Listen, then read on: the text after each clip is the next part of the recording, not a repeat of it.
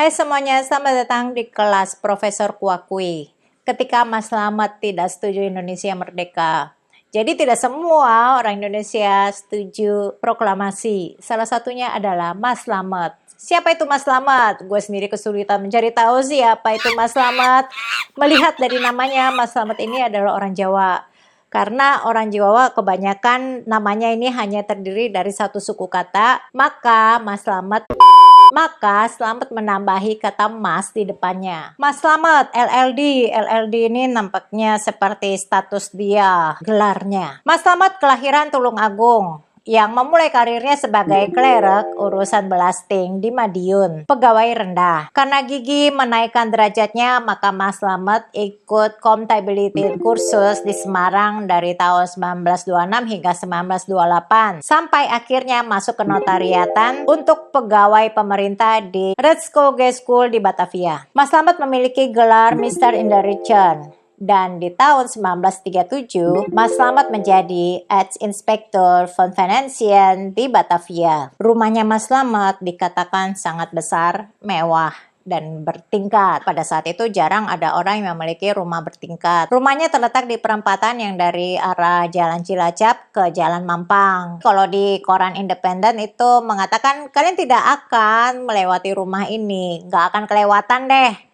Karena rumahnya ini sangat eye-catching, mencolok mata, terlihat sangat luxurious, dan dijaga oleh tentara Belanda. Berhubung kemarin gue baru mondar-mandir daerah sini, gue nggak menemukan lagi gedung itu. Atau mungkin masih ada dan sudah dipoles dalam bentuk yang kekinian.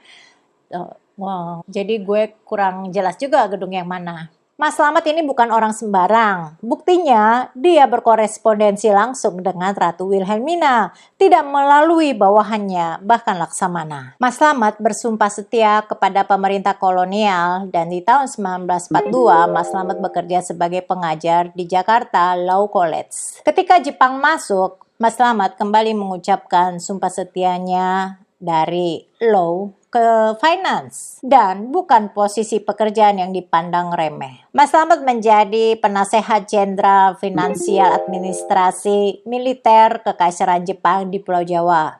Mas Slamet melakukan pekerjaan sabotase besar-besaran atas Belanda yang Jepang promosikan pekerjaan kepadanya sebagai Kepala Departemen Perpajakan. Lalu ketika Belanda datang lagi ke Pulau Jawa di bawah tentara British, Mas Slamet pun kembali merasa bahagia. Di koran Independen yang diterjemahkan dari bahasa Belanda ke bahasa Inggris, Independen adalah koran yang berbahasa Inggris, Mas Slamet mengirimkan surat terbuka yang kedua kepada Ratu Wilhelmina, minta pertolongan dan pembebasan my people. My people di sini yang dimaksud adalah orang-orang yang berpandangan sama seperti Mas Slamet, ya sealiran dengannya. Pokoknya my people ini adalah orang yang mengalami kesusahan sebagai dampak dari proklamasi. Mas Slamet juga meminta dukungan ke Holland dan juga melalui pers Belanda untuk menyuarakan permohonannya ini ke segala penjuru, yang karena sulitnya transportasi serta komunikasi pada saat itu dikarenakan sedang kacau balau Perang Dunia. Dengan situasi yang telah digambarkan di dalam surat sebelumnya, Mas Slamet menjelaskan kalau krisis ini semakin meruncing. Teror dan kebohongan masih berlanjut. Sementara my people berhak mendapatkan kebebasan. Mas Slamet khawatir kalau hal ini akan dibawa ke konferensi Belanda dan Republik Indonesia. Sejauh ini tidak ada satu sumber pun, baik Belanda maupun sekutu, yang mencoba menyangkal kebohongan. Maksudnya kebohongan di sini adalah proklamasi. Jadi kemerdekaan itu dianggap Mas Slamet sebagai kebohongan. Mas Slamet juga berharap meskipun ada ancaman penculikan dan bahkan pembunuhan, agar mereka ditempatkan di tiang gantungan atas nama jutaan orang Indonesia. Melihat posisinya, gue ragu Mas Slamet benar-benar mewakili jutaan orang Indonesia. Dan juga mereka yang digunakan Mas Slamet mengacu kepada Soekarno, Hatta, Sultan Syahrir, dan juga orang-orang yang ada di balik pemerintah.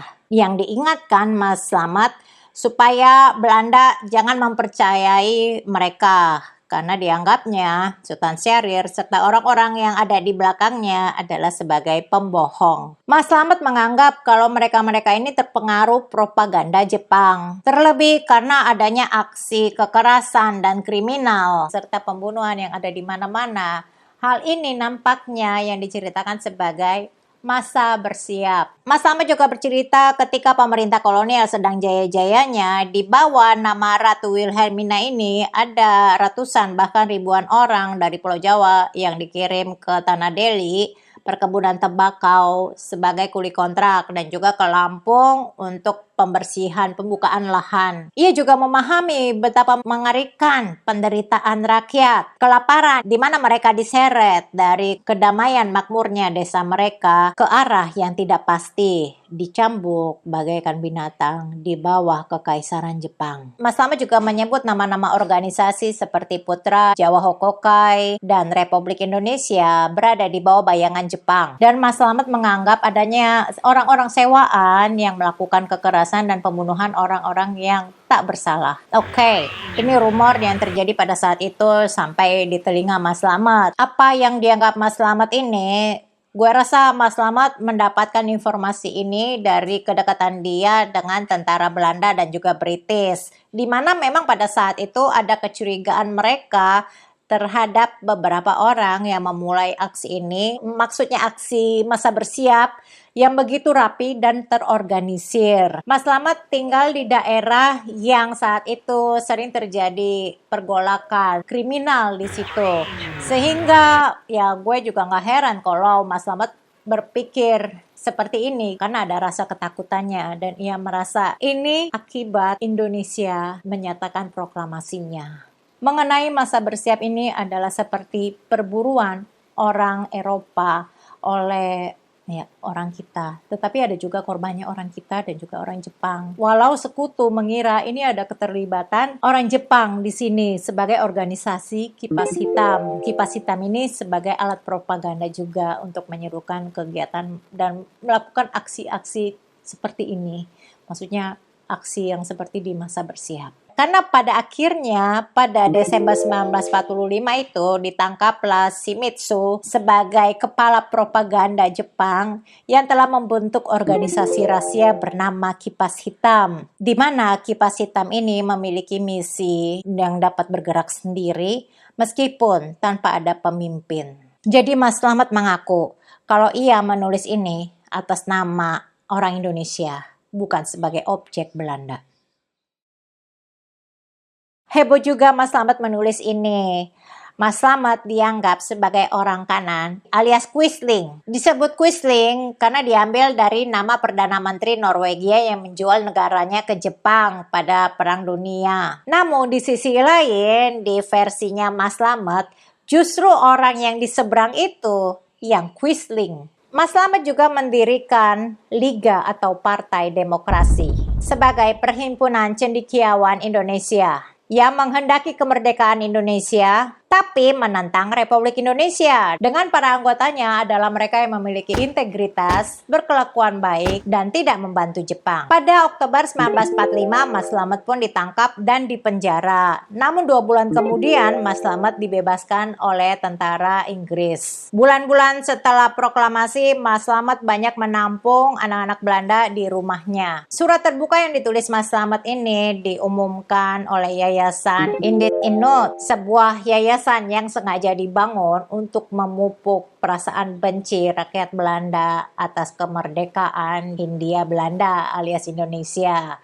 Jadi rencananya setelah Jepang hengkang dari Indonesia, maka Belanda memiliki kedaulatan di tanah Hindia Belanda. Jadi walaupun Mas Slamet menginginkan Indonesia merdeka, namun Yayasan Indit Inut justru memanfaatkan tulisan Mas Slamet untuk kepentingannya sendiri. Mei 1946, Mas Slamet pergi ke Den Haag untuk berceramah tentang gagasannya mengenai masa depan negerinya. Juni 1946, Mas Slamet pun akhirnya bertemu dengan Ratu Wilhelmina dan beberapa hari kemudian bertemu dengan Menteri Daerah Seberang Lautan yang baru dilantik, yaitu Dr. Jan Anjokman. Agustus 1946, Mas Slamet lanjut ke Inggris dan ke Amerika, dan setelah itu kembali lagi ke Indonesia dan aktif berpolitik. Tapi tidak begitu jelas siapa yang membiayai perjalanannya ini dan juga hidupnya. Terima kasih sudah nonton. Jangan lupa like dan subscribe. Stay safe and stay healthy.